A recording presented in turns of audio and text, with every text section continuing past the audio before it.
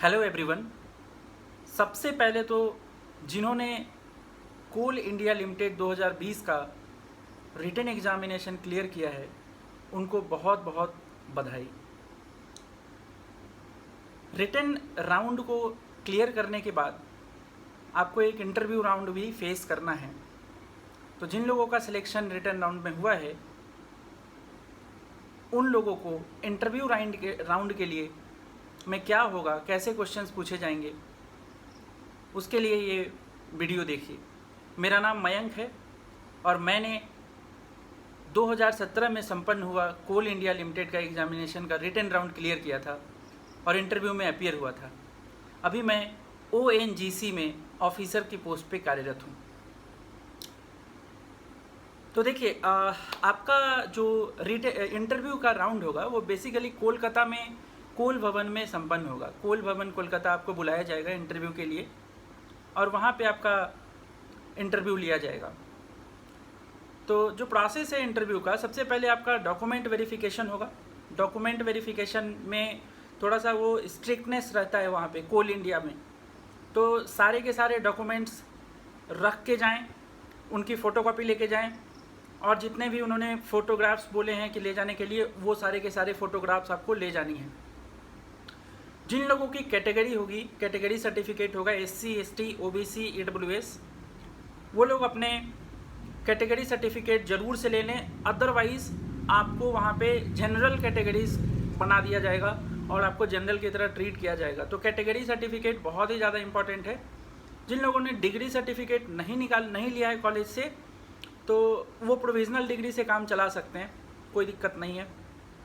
और तो जो एक सबसे पहले आप अब जब जाओगे कोल भवन में तो आपको डॉक्यूमेंट वेरिफिकेशन के लिए भेज दिया जाएगा और वहाँ पे डॉक्यूमेंट वेरिफिकेशन के बाद आपको एक बैच एलोकेट कर दिया जाएगा, एक नंबर दे दिया जाएगा कि आपका इतने नंबर पे इंटरव्यू होना है।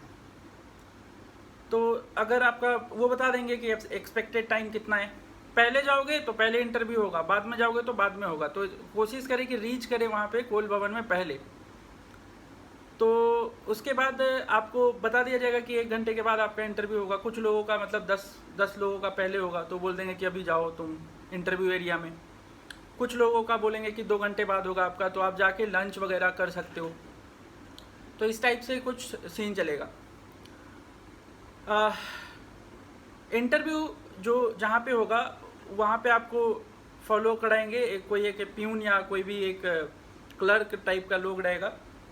वो आपको डॉक्यूमेंट वेरिफिकेशन जहाँ पे हुआ है वहाँ से लेके इंटरव्यू के एरिया में आपको ले जाएगा। वेटिंग हॉल रहेगा बेसिकली, वहाँ पे बैठाएंगे और इंटरव्यू के लिए आपका जब भी नंबर आएगा तो आपको कॉल कर दिया जाएगा, मतलब आपको बुलाया जाएगा तो आप जाओगे इंटरव्यू में।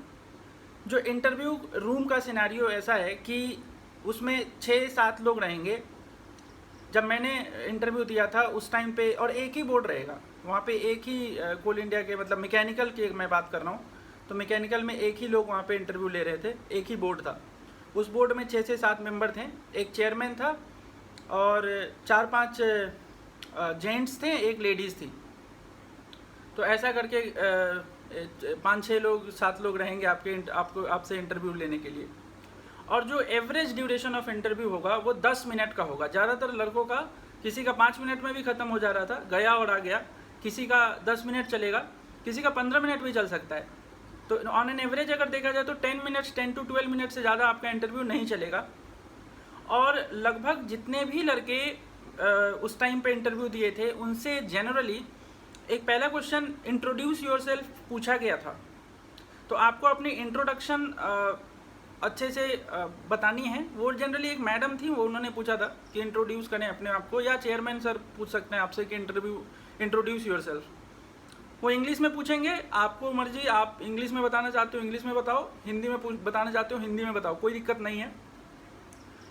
अगर वो इंग्लिश में पूछ रहे हैं तो इंट्रोडक्शन आप खुद से इंग्लिश में ही तैयार कर लो और बोल दो कि इंट्रोडक्शन पूछने के बाद अगर आपने इंट्रोडक्शन में जनरली कॉलेज मेंशन आप करोगे कि कहाँ से आपने पढ़ाई किया है, तो उस कॉलेज के बारे में हो सकता है 2-3 सवाल आपसे पूछ लें। और उस कॉलेज की जो सिटी है, जिस सिटी में भी आपका कॉलेज है, उस सिटी के बारे में आपसे 1-2 क्वेश्चन पूछे जा सकते हैं। और आपके होम टाउन से रिलेटेड एक दो क्वेश्चन, छोटे छोटे क्वेश्चन पूछे जा सकते हैं। अगर आपको आपका होम टाउन कुछ फेमस है किसी भी चीज़ के लिए तो पूछे जा सकते हैं।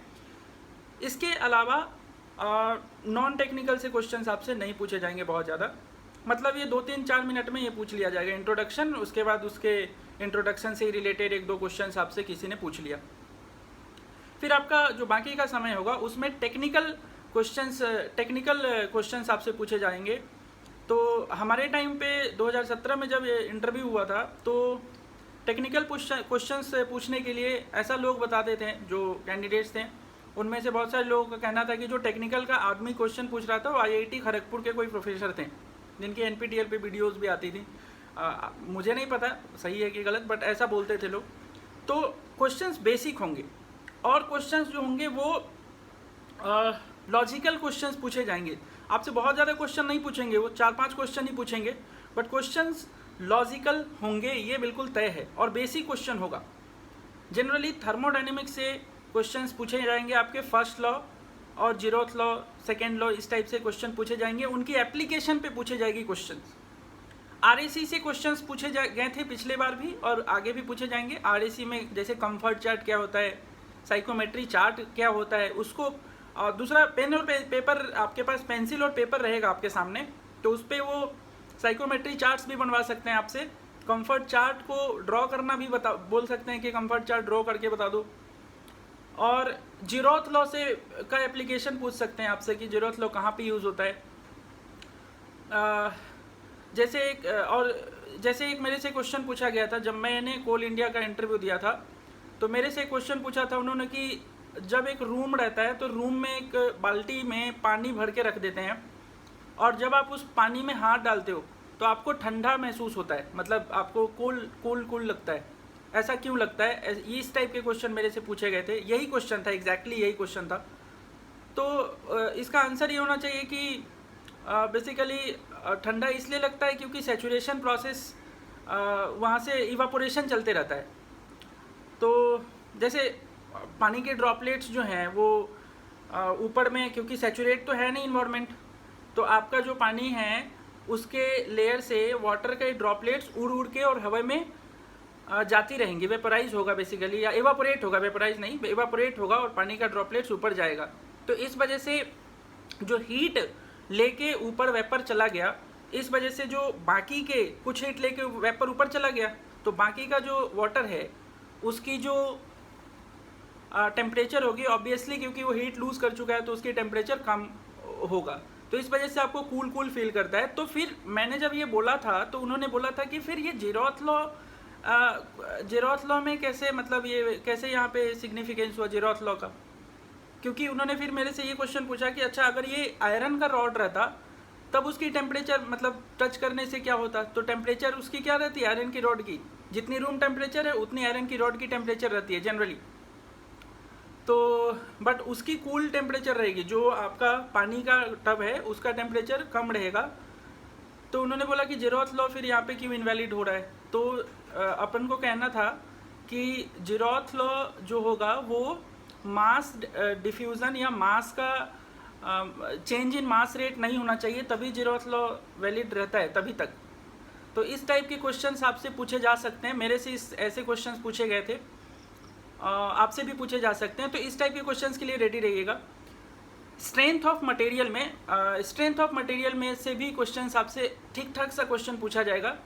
तो जैसे हुक्स लॉ मेरे से पूछा गया था कि हुक्स लॉ क्या होता है, और जस्ट हुक्स लॉ के बाद मेरे से पूछा गया कि आइसोट्रॉपिक और होमोजेनियस मटेरियल कैसे होते हैं, कौन से मटेरियल को आइसोट्रॉपिक और होमोजेनियस मटेरियल बोलते हैं, उनका जो प्रोबेबल एग्जाम्पल है कि आइसोट्रॉपिक मटेरियल कौन सा है और आपका होमोजेनियस मटेरियल कौन सा है, उनकी जो प्रोबेबल एग्जाम्पल है उससे क्वेश्चंस भी पूछे जा सकते हैं। बहुत सारे लड़कों से थर्मल स्ट्रेस से रिलेटेड क्वेश्चंस पूछे गए थे, तो आप उनको भी तैयार करें। थर्मल स्ट्रेस को अच्छे से किसी भी बुक से आप पढ़ सकते हैं, अगर पॉसिबल है तो एक कोई स्टैंडर्ड एक पीली कलर की बुक आती है उससे आप पढ़ सकते हैं।